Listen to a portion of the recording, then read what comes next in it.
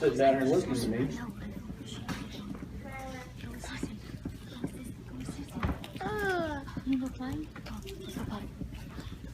Long and all the trees.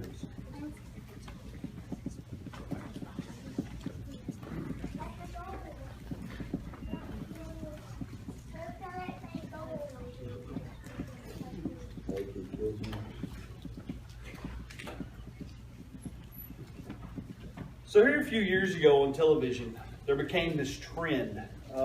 It started with a show called, what's the name of that show? Flip This House or something like that. And so people started, they started these shows and these TV shows and became extremely popular to buy houses, fix them up, flip them as they call it, or resell them for a profit, move on to the next house, resell it for a profit, move on, and so on and so forth. You get the picture. Some of these people made a lot of money. And it started out with a show, and I think the show was called Flip This House, was the name of the first one. And then the whole Extreme Makeover Home Edition came out. You guys remember that with a guy named Ty Pennington and moved that bus and all that stuff. They would take a house and in a week completely demolish it and rebuild it. And I've never seen that happen other than on TV. So I think that's like the magic of screens and mirrors or something, because I've been part of building houses. It's a long process. But they could do it in a week because they had TV magic or something. But anyway, there's a lot to it. And then after that, after the Flip This House came on, then all these shows started popping up. These people who were house flippers, flipping Vegas and flipping Atlanta and flipping. There was one on the East Coast, and there was one in Atlanta, and there was one in Vegas. I mean, there's just show after show after show. A&E just wore people out with Flip This House somewhere, flipping houses somewhere. And basically what it boiled down to was buying a house that was a fixer-upper. A house that needed to be remodeled, a house that needed to be redone, a house that needed to be everything changed in it, or a lot of major things changed in it, and then start over and make it new again and sell it to someone. And I was extremely, I'm going to say fortunate, because I learned a lot from it. And so I'm going to say I was fortunate. I grew up in a house that was constantly a fixer-upper. Our house underwent renovations probably from the day my parents moved in it until the day my dad passed away. It was a I showed you a picture a few weeks ago of the outside of the house. It was a very small, modest house when my parents bought it. I want to say right around 1,000 square foot, heated and cooled, 3-bedroom, 1 bath. And my parents bought the house, didn't give a lot of money for it. They moved back here from Riverside, California, and they bought the house. And Dad immediately started fixing it up, because Dad was a lot like me, and he didn't believe in paying anybody to do anything that he could do himself. And so he did a lot to that house, including building an entire huge den onto the house. And my favorite part of the house was the den. And this den had big old vaulted cathedral ceilings in it. And there was this huge ceiling fan in the ceiling. I don't know how it ever got there. Somebody not scared of heights. There was this huge beam that ran down the middle of it. It was real wood. It wasn't like engineered. It was solid wood cut from like a real tree. And there was what was going to be a bathroom in it that was yet to be finished. It never got finished. It ended up being my old toy room. When I would outgrow toys or be tired of them, that's where they would go. And by the time I left home, there was no room to put anything else in that place, because it was full of my old junk. I think all of it got thrown away. And if I had half those G.I. Joes back right now, I could give everybody a lot of money, and I'd still have plenty left over, because they were worth a lot for a while. And so we built this living room. We called it a den. It was a step down from the rest of the house, kind of sunk in a little bit. But my favorite part of the den was the very front wall. And the very front wall of this house was a fireplace my dad built. And the wall was probably, I want to say it was 30 foot from one side to the other, roughly. And it had this huge beam for a mantel in it. It was just a beam, a huge wooden beam for a mantel. This entire wall, from floor to ceiling, was these huge rocks. And I don't mean like rocks, like you see stone walls. I mean like rocks, this big around. Huge rocks. And these, I mean, they were like this thick and then this tall. They were huge boulders. And these rocks came from a place where we had some land that my parents had bought, a place called South Tuttle Heights. You probably never heard of it. It's around Mayflower, between Mayflower and Cabot, sort of. A little area called Clinton Road is where it was off of, just north of Camp Robinson. And so my parents had bought 5 acres up there years and years and years ago, and it was going to be some boom town, and all these people with lots of money were going to build huge houses up there, and they were going to be a part of it. No, that never happened. That never came to fruition. That place is not what they intended for it to be. It did not happen that way. And so my parents bought this land, and so we found that this place, you ever heard the old joke about I'll trade you my, here's my daughter, and in exchange you're going to give me a 5 acres of land with a nice hillside with some good sturdy rocks and a shack with fresh dirt on the floor. Well, this was a nice hillside with good sturdy rocks. It had lots of rocks. And so apparently my dad decided he was going to make use of these rocks. And so most of them ended up in our living room. And there's a picture of me, I don't know where it's at, but I'm about yay big. And I've got a little red wagon, and I'm pulling my little red wagon in the house with 2 rocks. That's how big they were. They're just like this big, this big. 2 big old rocks in my little red wagon. I call that helping. I feel certain I was more of a hindrance than I was ever a help. I was in the way more than I was the way. I feel certain there was nothing I could have done that would have assisted my father in any way. But I got full rocks in my little red wagon. It was great. And Dad added on to this house and built what Mom wanted, what he wanted. By the time he was done, this house was 1,500 to 1,700 square foot, and this den was huge. It was like 20 by 30 or something like that. It was huge. And I loved it. It was great. It was a real wood-burning fireplace in it. This big old wall of rocks with all the mortar in between the rocks was black. And the old rocks were there, and they still had some moss on them. I mean, from where you picked them up, they were legitimate rocks, guys. They weren't like man-made. They were like real rocks. And so it was great. I loved it. I loved it. Christmas and in the wintertime, man, we burned fire in our fireplace all the time. And it was so great. There are so many great pictures and memories of that from my childhood. And I was so emotionally tied to it. It was great. And so that house was a fixer-upper. And then when my mom finally sold it, it killed me. It hurt me. It hurt me. It hurt my brother, my sister. I was the last one to leave home. They had been gone for 20 years. And it hurt to see that house go. I knew my mama couldn't afford it. I knew I couldn't afford to buy it. And I knew I prayed someone good would get it. And so she sold it. And the house, I'll tell you that part at the end. But when you start remodeling something and you begin a major remodel project, anybody ever remodeled their house or a major part of their house, anything major, somewhat major, added on? Yes, you have. Anytime you start a major remodel project, there's a few things that need to happen. First of all, you've got to have some kind of plan. You don't walk into the living room and go, I don't like this, and start tearing stuff down. You have to have a plan. Second of all, after the plan comes the demolition part. That is everybody's favorite part because you just tear stuff up. It's great. There's no rhyme or reason. You just tear stuff out. You start tearing stuff up. It's great because it's hard to mess that up sometimes. And then there's the rebuilding part, and that's always the hardest part. When you go take it from something to nothing, back to something again, that's always the hardest part. Like I told the kids this morning, God remodels us constantly. He's always remodeling us, always taking us and changing us into something else because we began, originally our design was perfect. We were going to be perfect people. And then Adam and Eve sinned, and sin entered into the world. And so from sin, we became unperfect, and things changed. And so God knew there would have to be a remodeling process.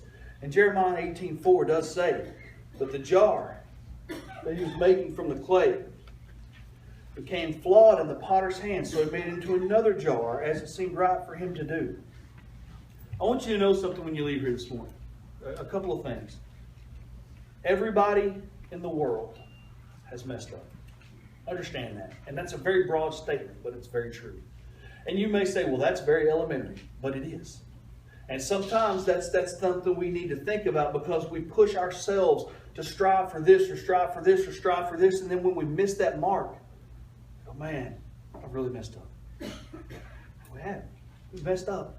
Everybody messes up. Nobody is perfect.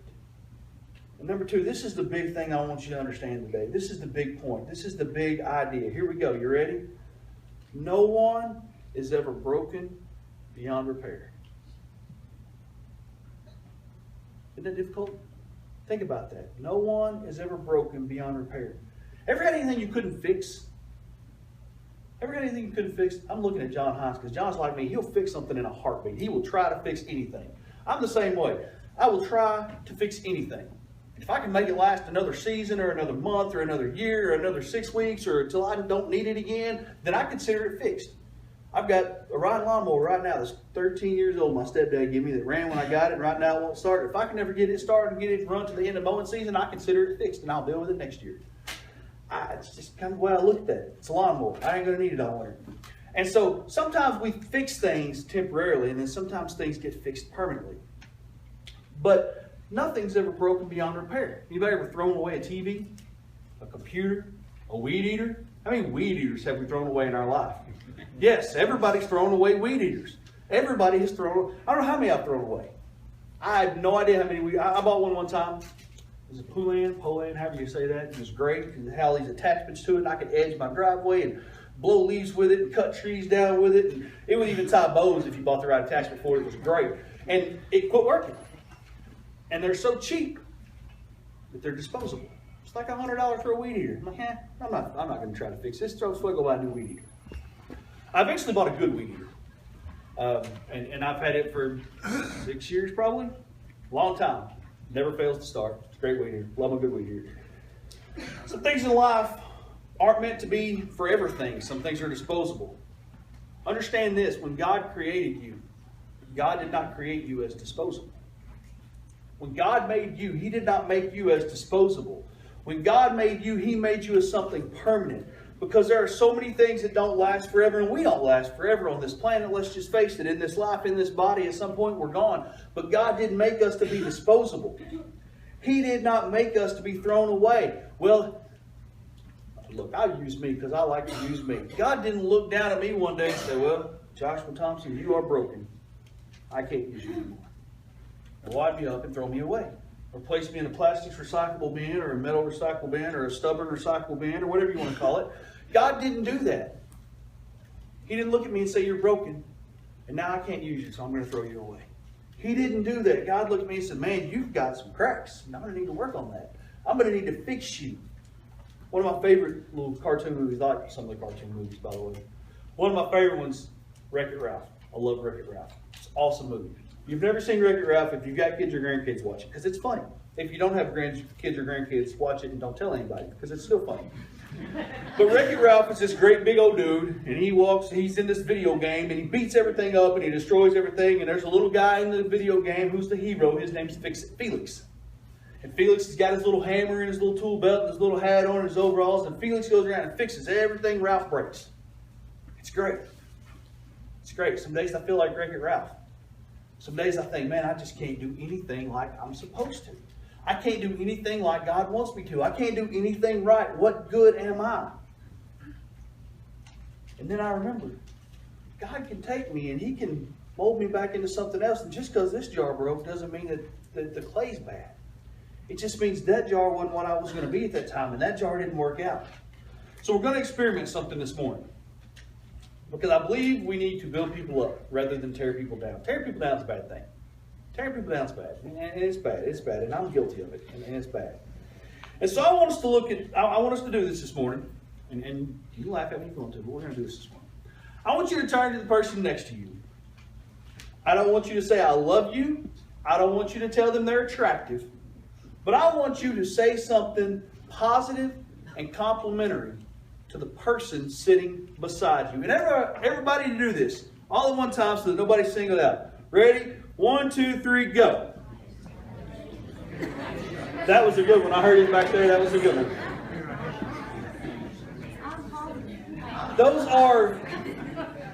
We need that sometimes.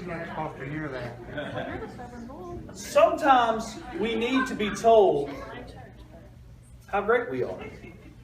Sometimes we need somebody to look at us and say something other than, I love you or you're pretty.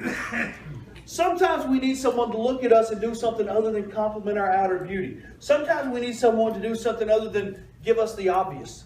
There are days that we just need to hear someone say, you know what, I understand that maybe you're struggling with this and you're having a hard time, but what you're doing is great. What you're doing is such a positive thing for so many, and you're helping others. What you're doing is being a role model to younger people. What you're doing is showing somebody something that's right. What you're doing is helping in this way. Sometimes we just need to be told that our efforts don't go unseen. Sometimes we need to know that somebody notices our efforts. And that's what builds people up. We build each other up through the noticing of our efforts. When you see someone try, you build them up with it. I'm not saying you tell them that dumb things are smart or wrong things are right, but you build them up. You don't look at someone and say, well, I know you wanted to, I'm going to use me for example, I know you wanted to to run this entire race, but you only ran half of it. That's bad. Nobody wants to hear that. We started this couch to 5K thing like someday I'm going to be able to run a 5K. Yeah. I don't want to be told, well, you didn't run all of those times you're supposed to run them. You didn't run all those seconds. But I sure would like somebody to say, hey, good job. And my wife does. Hey, we did good. Yeah, we did. Because sometimes being built up is more important than being torn down. Do we need truth? Oh, you know we need truth. Everybody needs truth. I'm not trying to skirt around truth. Everybody needs truth. We need to be told the truth on a daily basis. We need to be told the truth every day because the truth is what sets us apart. The truth is what makes us understand what's wrong. And the truth is what brings about the grace of God, because without the grace, without the truth, you can't have the grace. But it's nice to be built up. So what's the point to all this? Let me ask you this. If you're home, if your house, let's say you went home, and then your wife and your kids, or your husband and your kids, whoever you are sitting out here today. What if you went home, everyone in your house decided, you know what? Instead of us being mean to each other, instead of us saying rude things to each other, instead of us beating each other up, what if we recognized, number one, that everybody who lives in this house is broken? What if we just started there? What if we just realized that everybody that lives in this house is broken? I'm broken. My wife's broken. Husband's broken, whichever you are. My son's broken. My daughter's broken. We're broken people. We're broken. We can't fix anything ourselves. We're just broken people walking around just being broken. That's what we're doing. We're just walking around being broken with other broken people, just all broke together. We're just all being broke together. What if we treated everyone in our house not like we were broken permanently, but like we had been broken and were being repaired by God? What if we woke up every day and looked at our spouse and our children through the eyes of, God's fixing you. God's fixing me. What if instead of going, here's what's wrong, what if we said, here's what God's going to do. Here's what God's doing. I can see God working in the following ways. What if we looked at the positive side of things? Because let's face it, sometimes it's easy to see the negative, misery loves company, so on and so forth. But what if we took that theory home and every day we got up and looked at our spouse, or every night when we went to bed and looked at our spouse, and instead of saying, did you wash my clothes? Never mind, I'll get them to do it myself.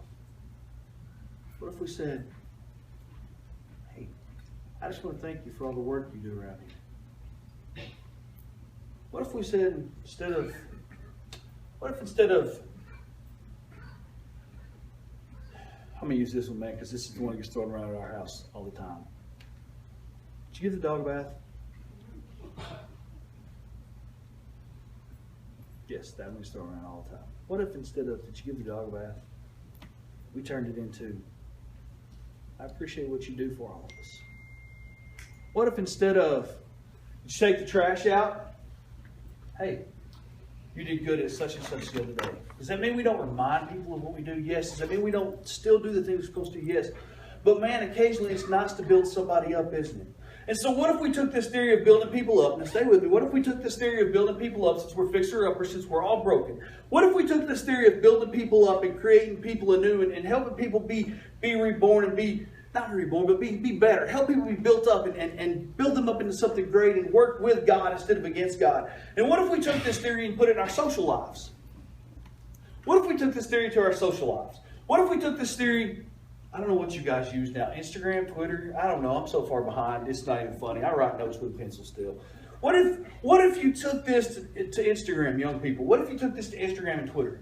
What if you took this to that? What if you took it to your friends there? What if you took it to other people there? Instead of using it to oh, so-and-so's this and so, what if we took it there and went positively? All of us old people use Facebook. What if we took it there? Is there like 4 people on MySpace? Does anybody use MySpace? Nobody does that anymore. There's like 4 people on MySpace. What if everybody took to their social media and instead of tearing people down and destroying people and things of that nature, because that's what the world's full of right now, is it not? The world's full of hate. The world's full of this color life matters, and this kind of people matters, and this is the love that matters, and this is the thing that matters. Instead of being against something, why don't we try to be for something? Instead of being against everything, why don't we try to be for helping other people? Why don't we try to be pro showing people the good? Why don't we try to be pro giving a little bit of love? And I'm all about the truth. The truth has got to be there. You've got to have the truth. I don't want you to misunderstand what I'm saying. I am not trying to tell you to ignore the truth of God. You have to have it. What if we built each other up just a little bit? What if we went to school? School starts tomorrow. What if we went to school with the same philosophy, guys? What if we took this philosophy to school?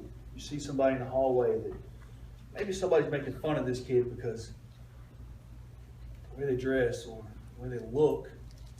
What if instead of being a part of that, we try to become a solution to that?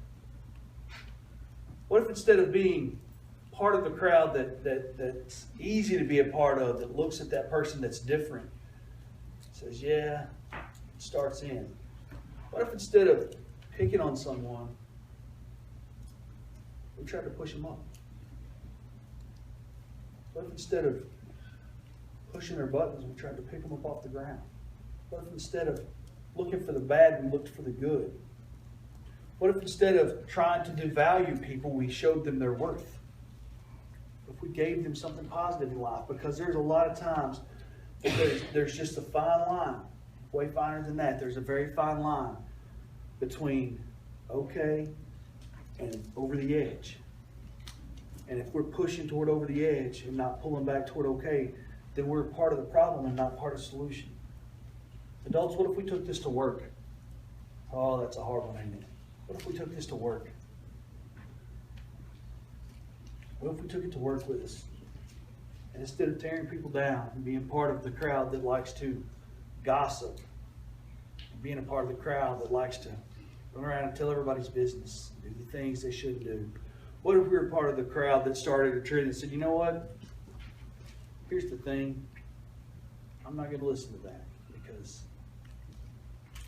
I've got more important things to do than take part in gossip. What if we became part of the crowd that tried to build people up instead of tear people down? Because here's what God does.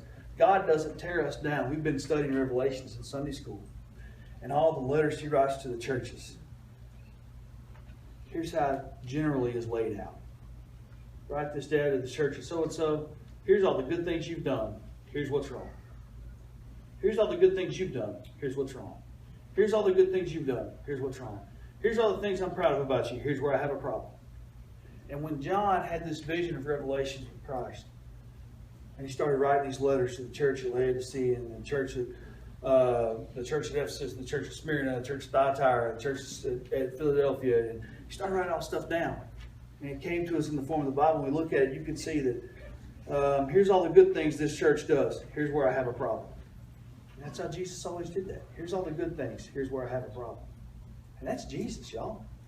That's Jesus. He's like the guy that does the molding of the clay. Here's all the good things. Here's where he has a problem. What if instead of here's where I have a problem, we started out, here's all the good things about you. Just one.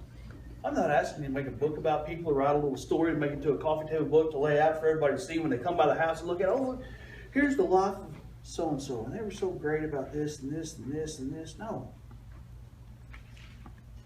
I just want us to go into the remodel business with God. That's all I want us to do. I just want us to be in the remodeling business with God, and let's help pick people up. Because it's about building. When you remodel something, it's about building. It's much like the military. And I've never been in the military, but I've talked to people in the military, so I'm going to take what I've been told, and I'm going to go like this. Here's what the military does. They take you in like you are, and then they tear you down. And they break you. And when you're broke, they build you back up to what they want you to be. You ever think God lets us become broke for a reason? You ever think God lets us become broken so he can fix us? You ever think that maybe God just one time said, well, here's all the good things about you. Here's what I have a problem with. So if I let you become broken, because if something's not broken, you can't fix it, right?